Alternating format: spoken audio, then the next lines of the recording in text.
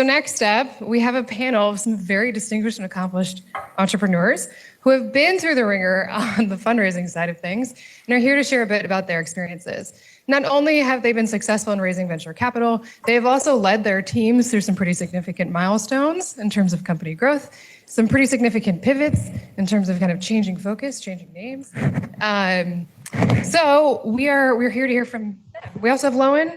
Loewen, give a wave. She was the Audience Choice Award 2 years ago, so we're happy to have you back. Awesome. So it's my role here to introduce Carly. Carly is an adjunct professor at Columbia Business School teaching entrepreneurship.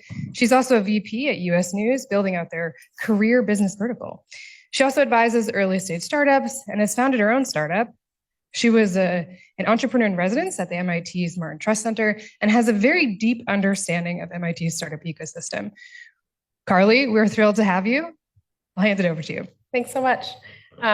Great. It's great to be here. And I know that we're the last sort of event between you guys and meeting all the amazing entrepreneurs that pitched tonight. So we'll try to keep this tight. I've got my clock here. As was said, my name is Carly. It's really great to be here. I had the great fortune of working at the Martin Trust Center at MIT, which is a fantastic center at MIT that's for all students who are interested in entrepreneurship, whether they want to be founders or figure out how to apply entrepreneurship to some other part of their life or career. Recommend getting involved.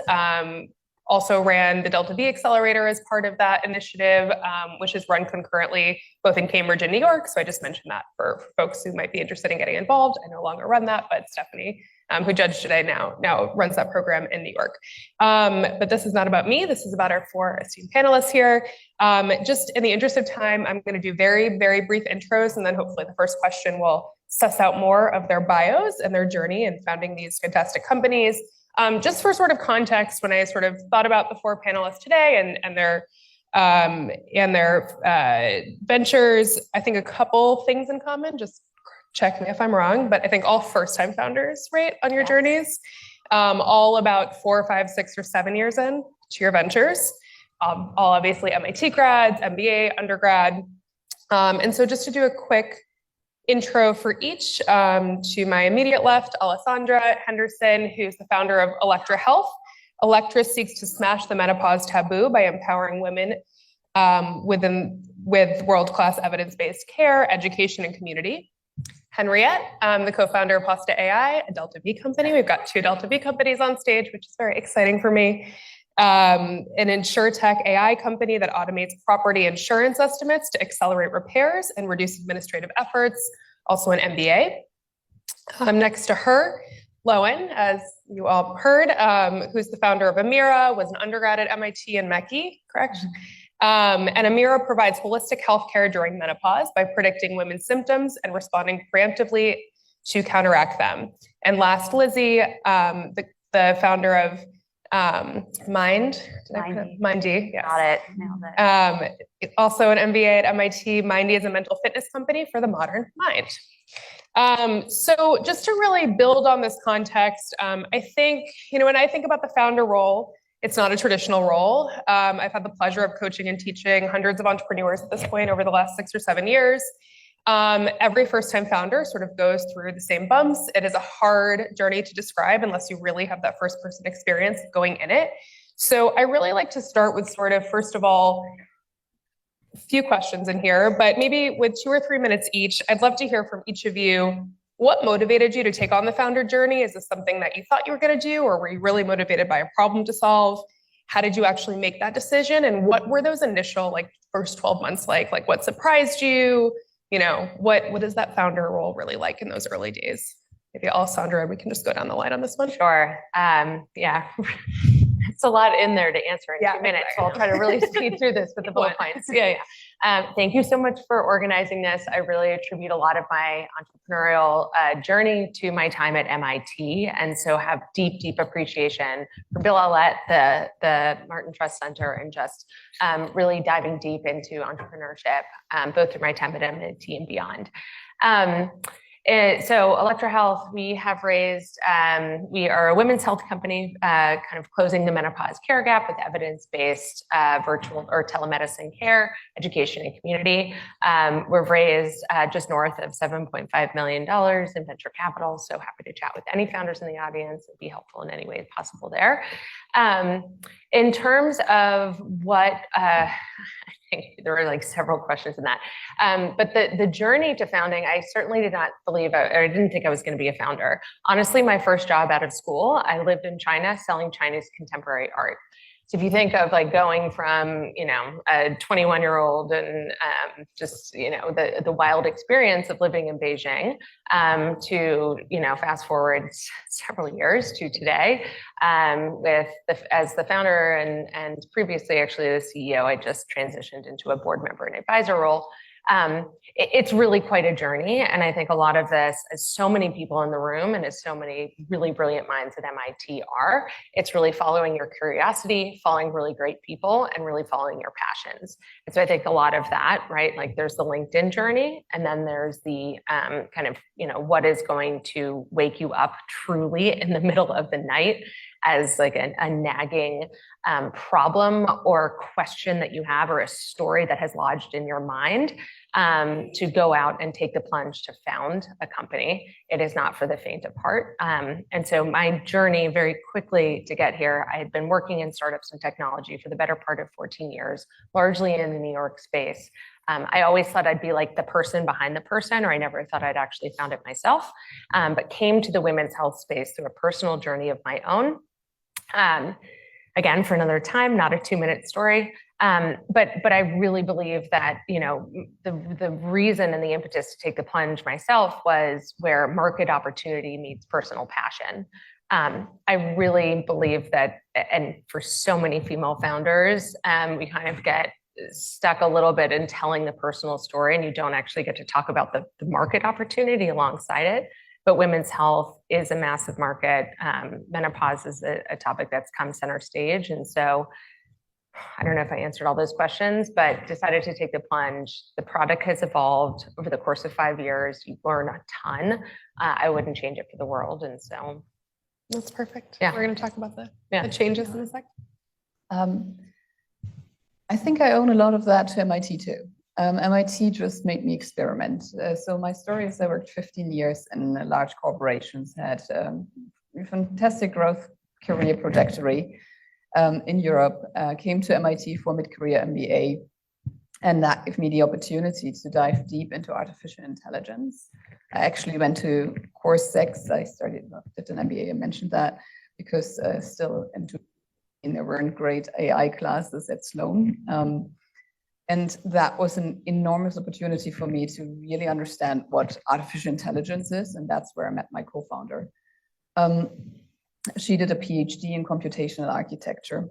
I had explored different options throughout my journey at MIT. And what inspired me most to become an entrepreneur is the ability to cut through a lot of the politics and get shit done, which in corporate environments, in Europe as well as in America, is harder, because you need to convince a lot of people, stakeholders, to do certain things, especially when you do a lot of foundational research. Doing that is not easy, right? It takes patience to a certain degree. And as a startup, you have better stories to tell around that, because you can act more agile, can be quicker, and hit milestones much stronger.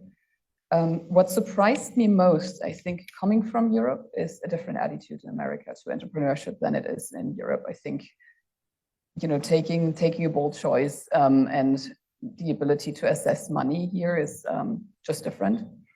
And the attitudes towards failure is a very different one. And that was a fantastic learning experience for me. On the downside, I mean, we have discussed how women pitching to investors are assessed versus men. I experienced a lot of that too. And that was equally a surprise.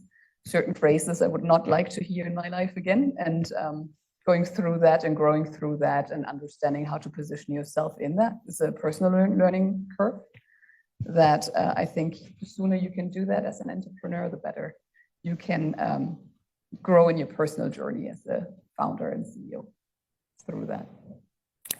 Yeah, so quite the loaded question on the journey of trial by fire. I think one thing that MIT really helped embody in its students is telling them that you are meant to do something big and you are meant to change the world. And like saying that again and again and again.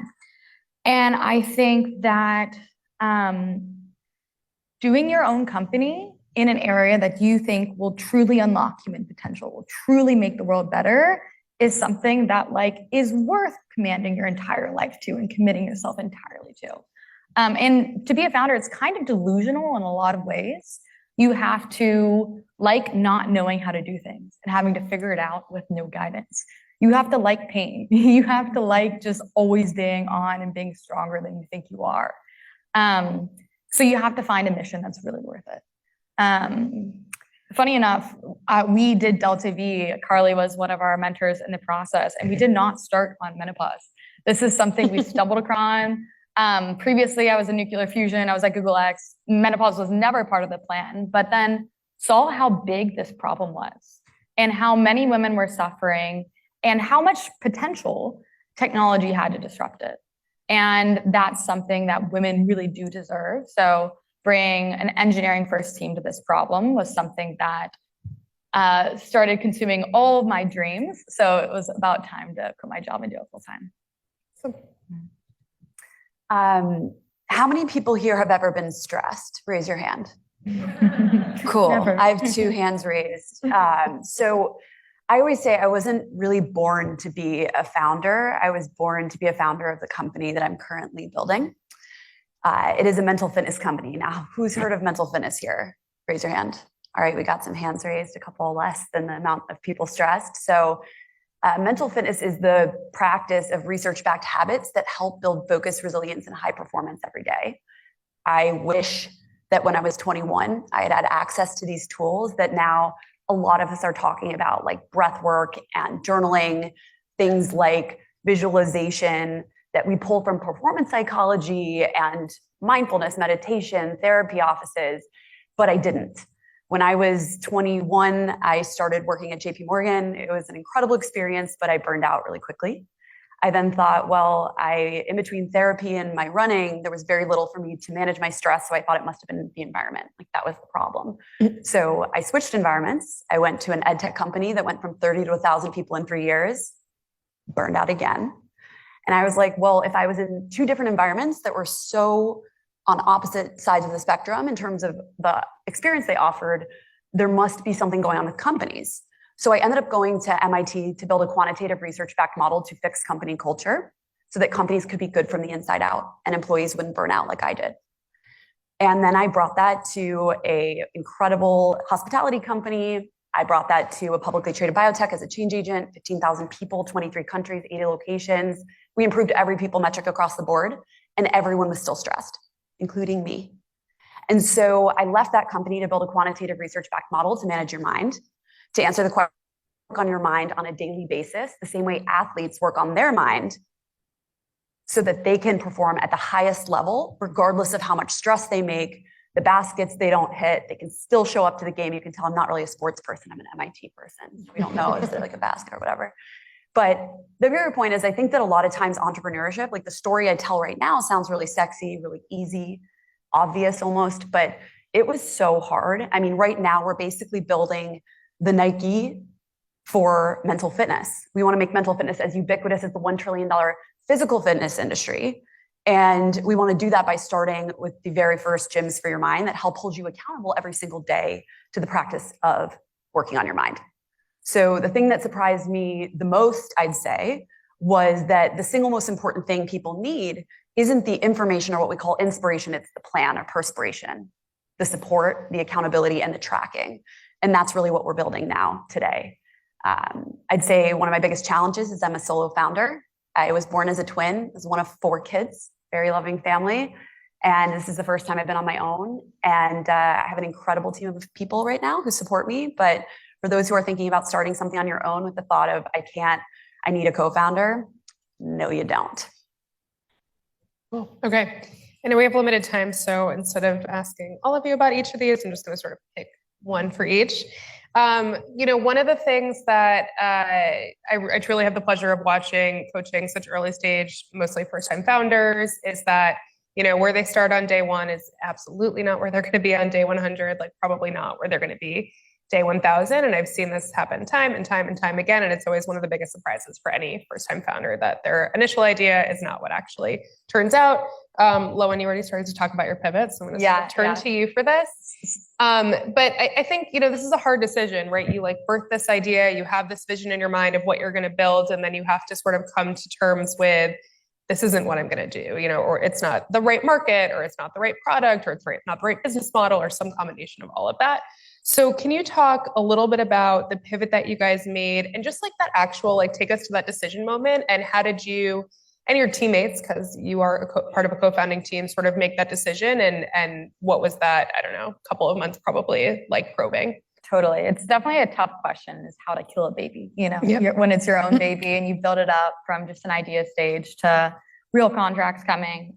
So what we were working on before, super similar to menopausal hot flashes, is an airline ramp to reduce injuries in baggage handlers. So a little bit different. We got accepted into Delta V. We were so excited to do it. And then COVID happened. And then all of our contracts and things that were set up with the airlines just froze out of nowhere. But actually we have bigger concerns right now, and we could not argue against that. So we were in Delta V, and we had our first board meeting coming, and we had no idea what we were going to do. So that was definitely a stressful time. But I think one of the things that really helped was having the supportive backing of Delta V at the time that was there to be we believe in you, and we are going to be alongside you as you guys figure this out. That doesn't mean we're going to lower our standards for deliverables in a couple of weeks, but we believe in you, which really did help at that time. So we ended up going through a rigorous framework of iterating through different ideas that we'd had. And I had previously watched my aunt go through menopause. She was waking up about 5 times a night from her hot flashes. It got so bad that she ended up hospitalized on this long, windy path and trying to get relief. And then I presented this to my co-founders, this is crazy. Menopause is not what we are. But what about this idea? And then we went deeper and deeper, and Delta V is really good at helping you kill your idea, which is what you need at that time. And we couldn't kill this idea. So we ended up building the company that we have, and it was definitely an emotional journey, killing the first baby, but ended up with a much better baby in the process. Thanks. Yeah. Alessandra, I know that you recently hit some new milestones at your company, and I've had the pleasure of knowing you since you started Elektra. And so I did want to sort of pose this question to you, just in terms of, you guys have built so much at Elektra. You're solving real problems for real women, have an amazing co-founder, raised real venture capital. What are you sort of, when you reflect back on the journey? And the other thing you guys all have in common is you built during COVID, which is insane to me. So would you say from the last, I think 5 years, can you pick a proudest moment? Can it, something about your company, or something that you're really excited about your own, something that surprised you about yourself even? Yeah. Gosh, there are so many ups and downs. And I know that that's a throwaway comment when everyone says it, but it really is true. I think, again, to do a little bit of the slogan or the bumper sticker, there is no I in team. And so I think, so much of this, and as reflecting over the course of the last 5 years, I am proudest of the people that we have brought around the table. Truly, it's a humbling thing to say, of this idea that you have waking up in the middle of the night, truly when you're just ideating and you feel I quit my job to start building Elektra pre-COVID. So I remember I had been going into the office every day, and then all of a sudden it was the middle of January in New York, and my then fiance, boyfriend, whatever he was at the time, would go off to the office, and I'm sitting home alone with my laptop, and I'm what the hell did I do? To take this idea of I want to build a platform to build a better care for women, and to see the number of people that come around the table and in support of your vision, your mission, and truly just the incredible people, board members, investors, it's like, it's very humbling to see people kind of coming along for the ride. I would say over the course of 5 years as a founder, the highs that I used to get maybe from like some of the articles or the wins or the awards or the things that everyone sees on LinkedIn definitely fades away. And it's more in the moments of like team offsites. We have a Slack channel at Elektra that's just hashtag humble brags, and people post in it when either a teammate has done something incredible or we get feedback from members. And again, like that is the stuff that is going to like get you to sign back on a Wednesday night at 10 p.m., even though you don't really want to. Not trying to like, yeah, it is hard work. You are working all the time. And like you said, I fundraised. I started fundraising for our seed round 2 weeks after I gave birth to my daughter. Like it's tough. And that's the stuff you have to do to make sure that you can hit payroll or like hit the milestones you want to achieve. But again, so to summarize, I think it's really like, it's very humbling in the moment to see the people who believe in your vision and the kind of like over the course of 5 years, the amplification that gets. And secondly, the customer love or the like humble brags when you just see what that team achieves on an individual level. Yeah, it's an interesting like way to sort of describe the actual signs of progress is really what you're talking about. And you think progress is one thing at the beginning, and then progress and it's not a TechCrunch article. You're it turns into something totally different, which I think is, again, like it's really a hard thing to sort of learn as a first-time founder. Yeah. Like, what are the milestones I should be hitting? What should I be excited about? Yeah. What should I be celebrating? And I think you can't really figure it out unless you go through it. Henriette, I was just curious. I know you're a co-founder, and I know that you guys, certainly she comes from a super technical background. You guys have made major pivots, certainly in like the market you're targeting. So I was just sort of curious, when you joined, when you really co-founded the company and sort of had that initial vision. I mean, what has sort of been the most meaningful change that you guys have made? What's been the most meaningful surprise, and what do you think has really helped you, continue your longevity and that decision that keeps you here today? Yeah, we started this off with a very strong focus on the design market and the architecture market, because my co-founder did have an architecture background, so that was close to heart, right? When we joined forces, she had already, thought about this technology, etc. I met her, as I mentioned, with her having that idea. And we joined forces. I did bring in the business aspect of things. So I built up this business model around that. We validated this idea, typical thing that you learn at Delta V, right? Call a customer, validate whether it works or not, kill the idea as quickly as possible. And the unit economics didn't work out, right? It was very obvious very quickly that the target market we were trying to tackle here was not really a market that was approachable. With that, we needed to validate whether the markets are there that are interesting. And now we had a very interesting technology already built, similar to you. And we were validating, is there something with the capabilities that we are already having? And so, well, we figured out that insurance is an interesting market. There are millions of homes every day that are inspected, that are repaired, that are, again, inspected for the repair and after the repair. And it's a contractor who's doing that. It's an adjuster who's doing that. It's an underwriter who's doing that, or a mortgage person who would do that. And we started to enter that industry. I think what was pivotal for us is both through Techstars that gave us a lot of structure, again, in addition to Delta V, very much an incubator that is doing a lot of hand-holding. And we're very lucky that managing director was intrigued by what we had built and put together an interesting team. In the end, it's all about the people who carry you through that journey. You need a village in order to make that happen, right? Especially going B2B. You need a network, and building that network and having people who are willing to believe early on in you. And now we're working with insurance carrier who are all, underwriting risk. It's like the most risk-averse industry ever. And going into that industry is extremely tricky. Long sales cycles, right? Now the risk aversion, you build AI models here, etc. You take the customer data. So doing that just requires you to have people who support you in that journey. And through Techstars and beyond, we built that network, right? And I can tell you from the beginning onward, no matter how irrelevant that meeting looks like, start networking with people and talk to them, no matter what. Once you have a clearer idea and a clearer scope, right, you should be much more constrained about your time. But in the beginning, network the shit out of it, because you never know what comes out of it. You never know.